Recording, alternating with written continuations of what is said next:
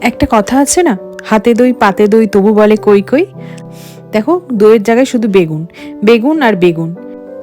ফ্রিজে বেগুন, বাজারের ব্যাগে বেগুন, রান্নায় বেগুন, পাতে বেগুন, বেগুন আর বেগুন। উফ উফ বাবা, জবের থেকে শীতকাল এসছে, বেগুন বেগুন আর বেগুন। ভোরে ভোরে আমরা খালি বেগুনই খেয়ে যাচ্ছি। আমার বরের যে জানি না বেগুন এত পছন্দের কেন। দেখো, এখানে আজকে এত বেগুন ভাজা বানিয়েছি। এখানে আরেক পোস্ত রান্না হচ্ছে অলরেডি।